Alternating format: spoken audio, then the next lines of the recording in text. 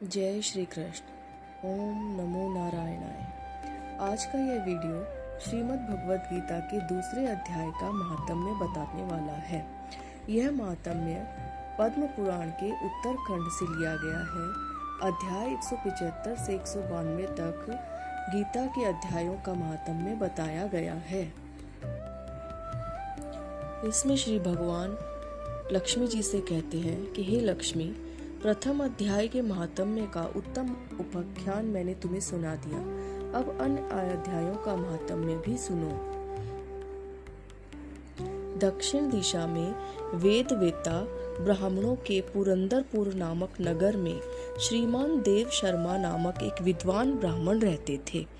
वे अतिथियों के पूजक, स्वाध्यायशील, वेद शास्त्रों के विशेषज्ञ, यज्ञों का अनुष्ठान करने वाले और तपस्वियों के सदा ही प्रिय थे। उन्होंने उत्तम द्रव्यों के द्वारा अग्नि में हवन करके दीर्घ काल तक देवताओं को तृप्त किया, किंतु उन धर्मात्मा ब्राह्मण को कभी सदा रहने वाली शांति नहीं मिली। वे परम कल्याणमय तत्व का ज्ञान प्राप्त करने की इच्छा से प्रतिदिन प्रचुर सामग्रियों के द्वारा सत्य संकल्प वाले तपस्वियों की सेवा करने लगे। इस प्रकार शुभ आचरण करते हुए उन्हें बहुत समय बीत गया। तदंतर एक दिन पृथ्वी पर उनके समक्ष एक त्यागी महात्मा प्रकट हुए। वे पूर्ण काल अनुभवी, आकांक्षा रहित, नासिका के अग्रभाग पर दृष्टि रखने वाले तथा शांत चित्त थे। वह तपस्वी आत्मज्ञान के धनी थे। देव शर्मा ने उन नित्य संतुष्ट तपस्वी को शुद्ध भाव से प्रणाम किया और पूछा, महात्मन, मुझे शांतिमयी स्थिति कैसे प्राप्त होगी? तब उन आत्मज्ञानी संत ने देव शर्मा को सोपुर ग्राम के निवासी मित्रवान का, जो बकरियों का चरवाहा था, परिचय दिया और कहा कि वही तुम्हें उपदेश देगा। यह सुनकर देव शर्मा ने महात्मा के चरणों की वंदना की और समृद्धिशाली सोपुर गांव में पहुंचकर उसके उत्तर भाग में एक विशाल वन देखा। उसी वन में नदी के किनारे एक शिला पर मित्रवान बैठा था। उसके नेत्र आनंदातिरेक से निश्चल हो रहे थे। वह अपलक दृष्टि से देख रहा था। वह स्थान आपस का स्वाभाविक वैर छोड़कर एकत्रित हुए परस्पर विरोधी जंतुओं से घिरा था। वहां उद्यान में मंद मंद वायु चल रही थी। मृगों के झुंड शांत भाव से बैठे थे और मित्रवान दया से भरी हुई आनंदमयी मनोहारिणी दृष्टि से पृथ्वी पर मानो अमृत छिड़क रहे थे।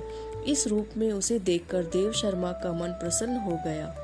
वे उत्सुक होकर बड़ी विनय के साथ मित्रवान के पास गए और मित्रवान ने भी अपने मस्तक को किंचित नवाकर देव शर्मा का सत्कार किया। तदंतर विद्वान देव शर्मा अनन्य चित्त से मित्रवान के समीप गए और जब उनके ध्यान का समय समाप्त हो गया, उस समय उन्होंने अपने मन की बात पूछी। महाभाग, मैं आत्मा का ज्ञान प्राप्त करना चाहता हूँ। मेरे इस मनोरथ की पूर्ति के लिए मुझे किसी ऐसे उपाय का उपदेश कीजिए जिसके द्वारा सिद्धि प्राप्त हो चुकी हो। देव शर्मा की बात सुनकर मित्रवान ने एक क्षण तक कुछ विचार किया। उसके बाद इस प्रकार कहा, विद्वान, एक समय की बात है, मैं वन के भीतर बकरियों की रक्षा कर रहा था। इतने में ही एक भयंकर व्याघ्र पर मेरी दृष्टि पड़ी, जो मानो सबको ग्रस लेना चाहता था। मैं मृत्यु से डरता था, इसलिए व्याघ्र को आते देखकर बकरियों के झुंड को आगे करके वहां से भाग चला, किंतु एक बकरी तुरंत ही सारा भय छोड़कर नदी के किनारे उस बाघ के पास बेरोक टोक चली गई। फिर तो व्याघ्र भी द्वेष छोड़कर चुपचाप खड़ा हो गया। उसे इस अवस्था में देखकर बकरी बोली, व्याघ्र, तुम्हें तो अभीष्ट भोजन प्राप्त हुआ है। मेरे शरीर से मांस निकालकर प्रेम पूर्वक खाओ। न तुम इतनी देर से खड़े क्यों हो? तुम्हारे मन में मुझे खाने का विचार क्यों नहीं हो रहा? व्याघ्र बोला, बकरी, इस स्थान पर आते ही मेरे मन से द्वेष का भाव निकल गया है। भूख प्यास भी मिट गई है, इसीलिए पास आने पर भी अब मैं तुम्हें खाना नहीं चाहता। व्याघ्र के यूं कहने पर बकरी बोली, मैं भी न जाने किस तरीके से निर्भय हो गई हूँ। इसमें क्या कारण हो सकता है? यदि तुम जानते हो तो बताओ। यह सुनकर व्याघ्र ने कहा कि मैं भी नहीं जानता। चलो सामने खड़े हुए इन महापुरुष से पूछते हैं। ऐसा निश्चय करके वे दोनों वहां से चल दिए। उन दोनों के स्वभाव में यह विचित्र परिवर्तन देखकर मैं बहुत विस्मय में पड़ गया था। इतने में ही उन्होंने मुझसे भी आकर यही प्रश्न किया। वहाँ वृक्ष की शाखा पर एक वानर राज थे। उन दोनों के साथ मैंने भी वानर राज से पूछा, विप्रवर। मेरे पूछने पर वानर राज ने आदर पूर्वक कहा, अजापाल सुनो, इस विषय में मैं तुम्हें प्राचीन वृत्तांत सुनाता हूँ। यह सामने वन के भीतर एक बहुत बड़ा मंदिर है, उसकी ओर देखो। इस मंदिर में ब्रह्मा जी का स्थापित किया हुआ एक बड़ा शिवलिंग है। पूर्व काल में यहाँ सुकर्मा नामक एक बुद्धिमान महात्मा रहते थे, जो तपस्या में संलग्न होकर इस मंदिर में उपासना करते थे। वे वन में से फूलों का संग्रह करके लाते और नदी के जल से पूजनीय भगवान शंकर को स्नान कराकर उन्हीं से उनकी पूजा करते थे। इस प्रकार आराधना का कार्य करते हुए सुकर्मा यहाँ निवास करते थे। बहुत समय के बाद उनके समीप किसी अतिथि का आगमन हुआ। सुकर्मा ने भोजन के लिए फल लाकर अतिथि को अर्पण किया और कहा कि विद्वान, मैं केवल तत्व ज्ञान की इच्छा से भगवान शंकर की आराधना करता हूँ। आज इस आराधना का फल परिपक्व होकर मुझे मिल गया है, क्योंकि इस समय आप जैसे महापुरुष ने मुझ पर अनुग्रह किया है। सुकर्मा के ये मधुर वचन सुनकर तपस्या के धनी महात्मा अतिथि को बड़ी प्रसन्नता हुई। उन्होंने एक शिलाखंड पर गीता का दूसरा अध्याय लिख दिया और ब्राह्मण को उसके पाठ एवं अभ्यास के लिए आज्ञा देते हुए कहा, ब्राह्मण, इससे तुम्हारा आत्मज्ञान संबंधी मनोरथ अपने आप सफल हो जाएगा।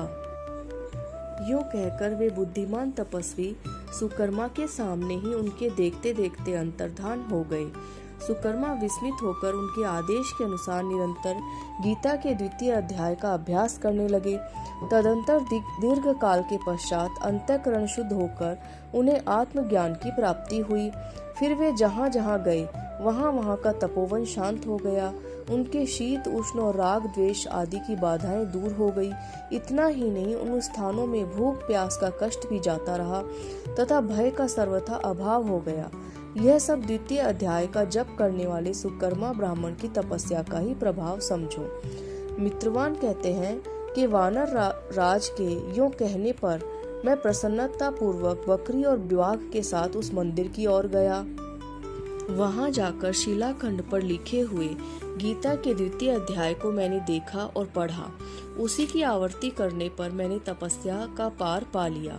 अतः भद्र पुरुष, तुम भी सदा द्वितीय अध्याय की आवर्ती किया करो। ऐसा करने पर मुक्ति तुमसे दूर नहीं रहेगी।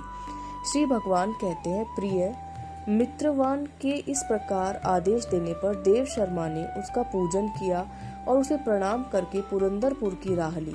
वहाँ किसी देवालय में पूर्वोक्त आत्मज्ञानी महात्मा को पाकर उन्होंने यह सारा वृतांत निवेदन किया और सबसे पहले उन्हीं से द्वितीय अध्याय को पढ़ा। उनके उपदेश पाकर शुद्ध अंतःकरण वाले सुकर्मा प्रतिदिन बड़ी श्रद्धा के साथ द्वितीय अध्याय का पाठ करने लगे। तब से उन्होंने अनवद्य प्रशंसा के योग्य परम पद को प्राप्त कर लिया। लक्ष्मी, यह द्वितीय अध्याय का उपाख्यान कहा गया है। नैनम छिद्रन्ति शस्त्राणि नैनम दहति पावक नैचैनम क्लेदयन्ते आपो न शोषयति मारुते।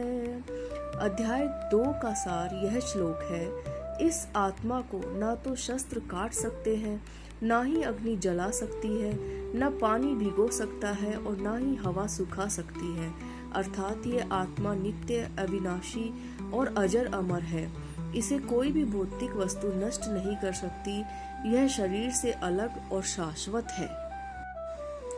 श्री कृष्णाय वासुदेवाय हरये परमात्मने प्रणतक्लेशनाशाय गोविंदाय नमो नमः। श्री गोविंदाय नमो नमः। ओम श्री कृष्णार्पणमस्तु। आज का यह वीडियो भगवान श्री कृष्ण को समर्पित है।